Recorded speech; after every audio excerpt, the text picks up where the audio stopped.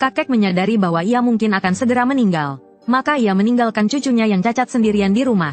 Dan berpesan kepada cucunya, jika ia kembali hidup-hidup, maka cucunya harus membunuhnya dengan cara apapun. Jika ia tidak kembali, maka cucunya tidak perlu lagi berpura-pura buta. Dan bisa hidup normal. Jika yang kembali adalah peti mati, maka cucunya harus memilih salah satu dari 5 tunangannya untuk dinikahi. Setelah mengatakan semua itu, kakek berbalik dan pergi. Semua ini terjadi karena ia terlahir dengan nasib sial. Diberkati 1000 roh jahat dan dilindungi 10.000 kutukan.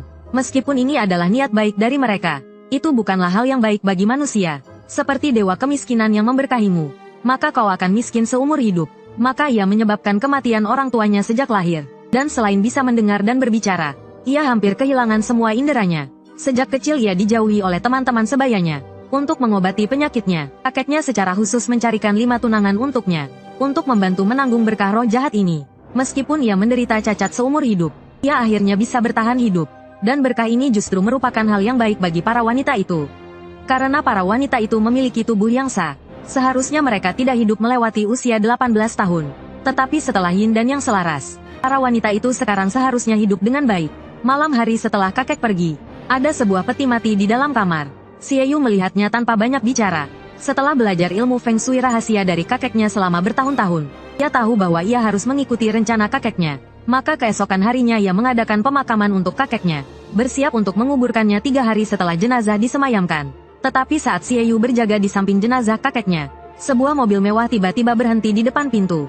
Ketika pintu mobil mewah itu terbuka, wanita itu ternyata adalah aktris terkenal Mulinger, yang juga merupakan tunangan Xie Yu. Kemungkinan besar ia tidak akan menikahi Xie Yu. Lagi pula, Xie Yu masih dikenal sebagai orang buta dan sakit. Maka ia langsung berkata, jika Xie Yu bersedia membatalkan pertunangan, ia akan menyetujui syarat apapun. Mendengar itu, Xie Yu perlahan menjawab, karena ini adalah pertunangan yang diatur oleh orang tua kita. Apa urusanmu? Mulinger tampak tidak sabar mendengarnya, dan mengatakan jika ayahnya yang mau datang, ia tidak akan datang ke tempat terpencil ini. Ternyata ayahnya yang tidak mau membatalkan pertunangan. Jadi ia ingin Xie Yu yang bicara langsung kepada ayahnya. Mendengar ini, Xie Yu hanya bisa tertawa getir. Jelas kau yang ingin membatalkan pertunangan, tapi kau memintaku untuk bicara dengan ayahmu. Bukankah itu tidak masuk akal? Mulinger merasa sedikit malu mendengarnya, tetapi ia tetap mengatakan bahwa ia tidak akan menikah bagaimanapun caranya, dan meminta Xie Yu untuk mengajukan syarat. Ia juga mengatakan bahwa Xie Yu buta dan sakit. Pasti ayahnya telah ditipu. Kalau tidak, siapa yang mau bertunangan dengannya? Xie Yu mendengarkan tanpa ekspresi. Ia menunjuk keluar dengan satu tangan, dan mengatakan bahwa ia tidak hanya memiliki satu tunangan, dan mereka ada di luar. Bahkan untuk memutuskan pertunangan pun harus antre. Melihat 4 mobil sport yang muncul di luar, Mulinger sedikit bingung. Kemudian beberapa wanita lagi turun dari mobil. Ada yang berprofesi dokter, pemilik toko, pengacara, dan bahkan primadona kampus. Salah satu wanita itu membuat Xie Yu tercengang, karena dia telah menemani masa kecil Xie Yu. Dialah yang diam-diam menjaga Xie Yu saat dia tidak bisa melihat. Dialah yang membela Xie Yu saat dia diganggu. Setelah bertahun-tahun berlalu, gadis itu masih mencintai Xie Yu. Setelah para gadis selesai berziarah, salah satu wanita langsung berbalik dan pergi. Melihat itu, Mulinger mengejek. Dia berkata bahwa yang lain tidak menganggap pertunangan ini serius. Hanya dirinya yang bersedia memberikan kompensasi. Tapi Xie Yu berkata tidak apa-apa. Lagi pula, tidak ada yang mau menikah dengan orang buta. Saat itu, wanita lain berkata, meskipun Xie Yu memiliki kekurangan, bahkan jika tidak ada seorang pun di antara mereka yang mau menikahinya, Xie Yu bisa menelepon nomor ini kapan saja. Dia akan melakukan yang terbaik untuk membantu menyembuhkannya. Melihat situasi ini, Xie Yu belum panik, tapi Mulinger panik. Putuskan saja pertunangannya, tidak perlu berpura-pura mengasihani. Xie Yu tertegun mendengarnya. Bukankah kau juga begitu tadi? Mulinger tersipu malu mendengarnya. Sebenarnya dia tidak seperti itu. Dia hanya berpura-pura seperti itu, karena takut Xie Yu menyukainya. Wanita itu tidak bereaksi apapun mendengarnya. Dia hanya memberitahu Xie Yu bahwa dia bisa menghubunginya kapan saja jika ada masalah. Setelah mengatakan itu, dia langsung berbalik dan pergi. Begitu wanita itu pergi, pemilik bar langsung menghampirinya, dan berkata bahwa dia benar-benar ingin berkencan dengannya. Mereka bisa langsung menikah sekarang. Mulinger entah kenapa, langsung menyerbu ke depan, dan berkata bahwa dia tidak mampu. Tapi pemilik bar tidak marah sama sekali. Dia berkata jika Mulinger mau, dia bisa menjadi saudarinya. Aku pernah dengar tentangmu, pemilik bar Cahaya Bulan. Itu bukan tempat yang baik. Apalagi dia sudah buta dan sakit. Tidak mungkin dia bersama wanita sepertimu. Pemilik bar tidak berdebat dengannya. Dia hanya mengeluarkan kartu nama dari sakunya, dan memberikannya kepada Xie Yu. Dia berkata untuk menghubunginya kapan saja jika sudah siap. Saat pergi, dia tidak lupa menggoda Xie Yu. Kau mungkin tidak bisa melihat, tapi kau bisa menciumnya. Ada aroma tubuhku di sana. Setelah mereka bertiga pergi, Xie Yu mengeluarkan ponselnya, dan berkata dia tidak bisa melihat. Dia meminta Mullinger untuk membantunya menyimpan nomornya di ponsel. Dia berkata jika ada masalah, hubungi saja dia. Dia bisa membantunya menyelesaikan semuanya. Saat itu, primadona kampus merebut ponsel Xie Yu, dan dengan antusias membantunya menyimpan semua nomor. Tentu saja, termasuk nomornya sendiri. Saat itu, Mullinger mulai lagi. Katanya gadis ini lumayan juga. Kalau kalian berdua bersama, aku bisa membantu kalian. Mendengar itu, sang primadona kampus langsung tersinggung. Ia mengatakan bahwa ia dan Kak Xie Yu bersama adalah takdir, dan tidak butuh bantuan siapapun. Mullinger langsung naik pitam mendengarnya. Ia ingin sekali beradu argumen dengannya. Tiba-tiba, primadona kampus seperti menerima pesan penting. Setelah berpamitan dengan Xie Yu, ia bergegas pergi. Melihat primadona kampus pergi, Mullinger terlihat penasaran, tapi Xie Yu sama sekali tidak penasaran. Ia mengatakan setiap orang punya rahasianya sendiri. Sekarang hanya tersisa Mullinger dan Xie Yu. Xie Yu pun perlahan berkata, aku tahu kamu orang baik. Jadi, aku mau memberimu sesuatu. Ia mengeluarkan jimat dari sakunya. Ia juga tak lupa mengingatkan Mullinger. Meskipun jimat ini jelek, tapi sangat berguna. Pastikan kamu selalu memakainya. Mullinger tampak berpikir sejenak. Dengan angkuh, ia berkata ia akan memakainya sesuai suasana hatinya. Lalu ia berbalik dan masuk ke mobil. Tapi para gadis ini tidak tahu bahwa mereka berlima bisa hidup melewati usia 18 tahun karena Xie Yu. Jika mereka tidak menikah dengan Xie Yu, mereka tidak akan hidup melewati usia 30 tahun. Xie Yu juga harus memilih salah satu dari mereka. Jika tidak, kebutaan dan tumornya akan menjadi nyata. Di dalam mobil, manajer Mullinger bertanya dengan prihatin, si buta itu yang dijodohkan denganmu? Mullinger langsung membentaknya, melarangnya berbicara seperti itu. Ia boleh memanggilnya begitu, tapi orang lain tidak boleh bersikap tidak hormat padanya. Manajernya segera menasihatinya, melarangnya jatuh cinta pada Xie Yu. Jika media mengetahuinya, karir Mullinger akan hancur. Mullinger mengatakan ia tidak akan jatuh cinta padanya. Ia hanya tahu, keluarganya bisa hidup nyaman karena Xie Yu. Ia harus membalas budi. Malam harinya, Xie Yu menjaga jenazah kakeknya, sambil menceritakan kejadian di siang hari. Sebenarnya, Xie Yu tahu mereka semua baik hati. Ia juga ingin membantu mereka melewati kesulitan. Tapi mereka semua sombong, dan ia tidak bisa memberitahu mereka yang sebenarnya. Jadi, bagaimana ia bisa menyelamatkan mereka? Saat ia bertanya pada kakeknya, tiba-tiba terdengar suara ketukan pintu seperti kakeknya. Ia dikenal sebagai orang bodoh di desa, tapi ia memiliki 5 tunangan cantik, dan tunangannya harus menikah dengannya. Jika tidak, mereka tidak akan hidup melewati usia 30 tahun. Ini karena pemuda itu terlahir dengan Yin Sha. Sejak lahir, ia diberkati oleh 1000 kejahatan dan dilindungi oleh 100 Sha. Para gadis itu kebetulan memiliki tubuh yang Sha. Keduanya saling melengkapi. Jadi, sejak kecil ia telah dijodohkan dengan para gadis itu. Tapi setelah dewasa, para gadis itu melihat ia buta dan memiliki tumor. Mereka semua menolak menikah dengannya. Pria itu tahu mereka sebenarnya baik hati. Hanya saja mereka tidak mau menikah dengan orang yang tidak mereka kenal. Jadi, ia memandangi jenazah kakeknya. Sambil berjaga di pemakaman, Xie Yu bertanya pada kakeknya, bagaimana cara membantu para gadis itu melepaskan kutukan leluhur.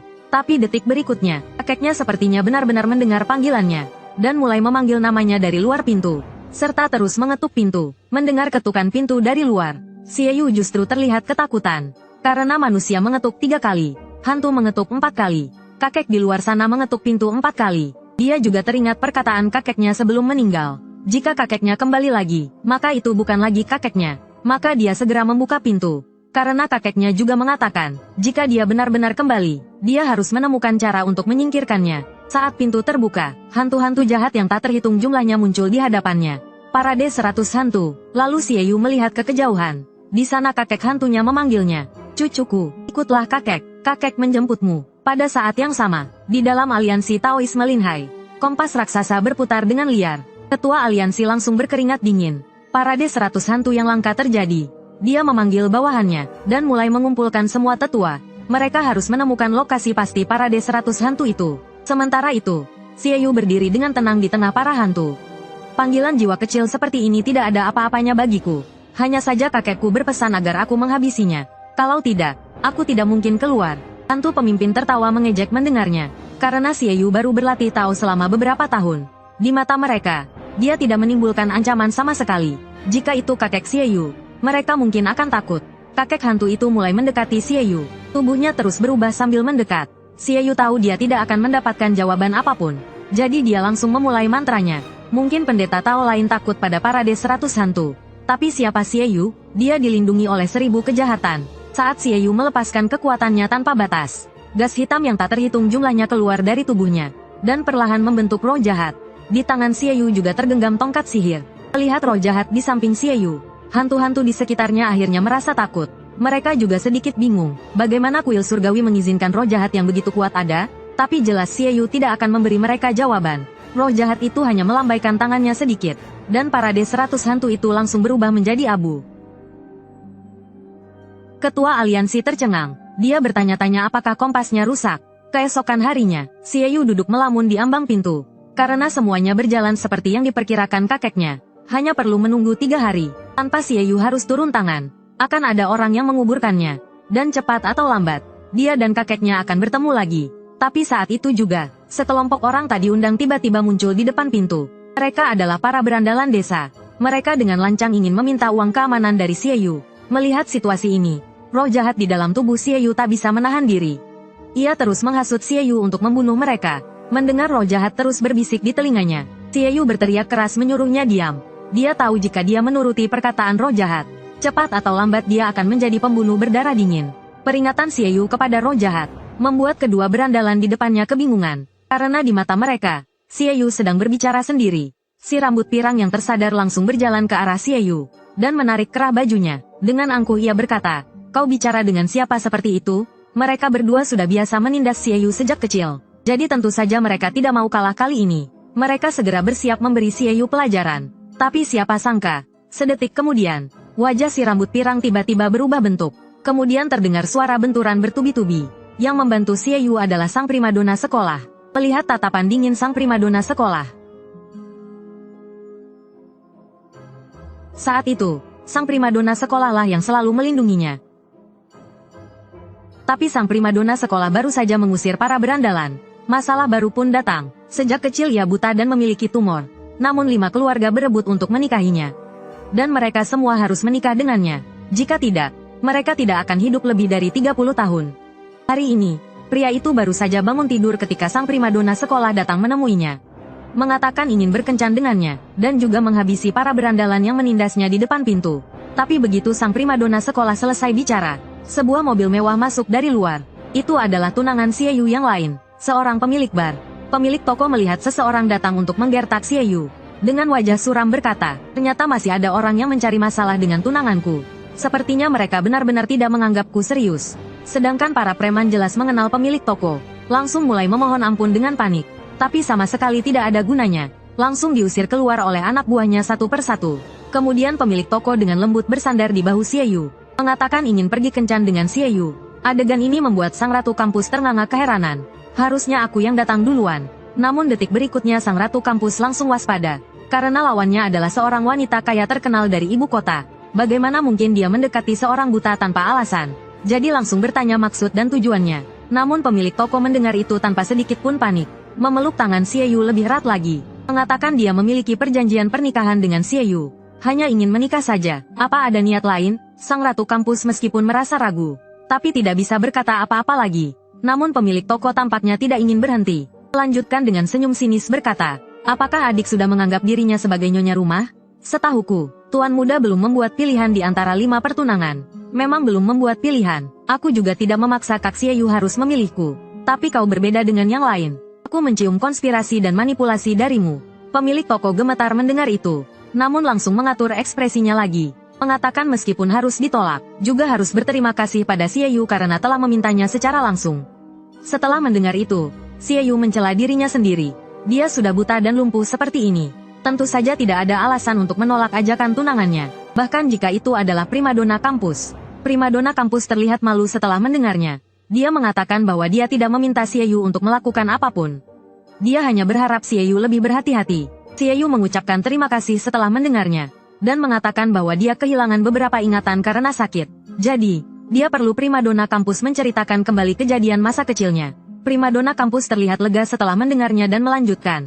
"Baguslah, Xie Yu GG hanya perlu tahu. Aku berbeda dari mereka. Aku bisa memenuhi perjanjian pertunangan kapan saja. Karena aku sudah menyukai GG selama 10 tahun. Xie Yu tersenyum kecil mendengarnya. Sebenarnya dia sudah tahu semua ini di dalam hatinya. Di dalam mobil mewah, Nyonya Bos sambil memasang sabuk pengaman Xie Yu. Sambil mengobrol dengannya, dia juga mengatakan meskipun Nona Mo saat ini memiliki keuntungan besar, dia tidak keberatan memiliki saudara perempuan. Memang menguntungkan, hari ini berkat Nona Mo yang menyelamatkannya. Asalkan Tuan Muda baik-baik saja, aku atau Nona Mo datang, sama saja. Setelah mengatakan itu, Nyonya Bos tidak lupa mengamati ekspresi Xie Yu. Tetapi sedetik kemudian Xie Yu terkekeh. Sepertinya aku salah paham. Aku pikir preman itu adalah orang-orang Nona Lin. Lagi pula, kemunculan Nona Lin terlalu tepat. Aku merasa Wenrou agak terlalu keras tadi. Jika mereka orang-orang Nona Lin, itu agak keterlaluan. Dia buta dan lumpuh. Tetapi banyak wanita cantik berebut untuk berkencan dengannya. Namun orang-orang ini jelas memiliki niat buruk.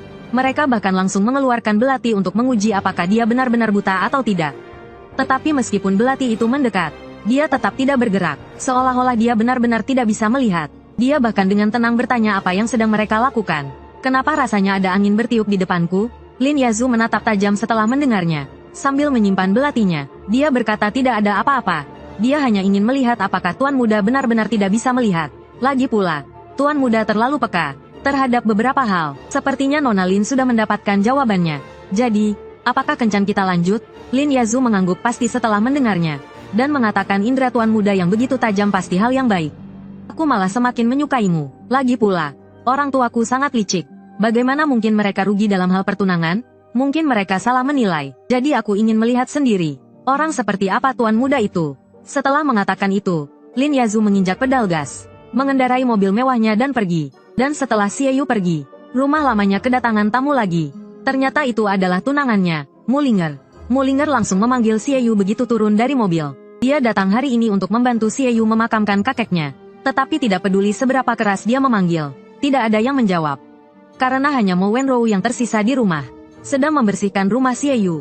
Melihat Mo Wenrou, Mulinger bertanya di mana Xie Yu. Tapi mendengar Mulinger terus memanggil si buta, Mo Wenrou menjadi sangat marah.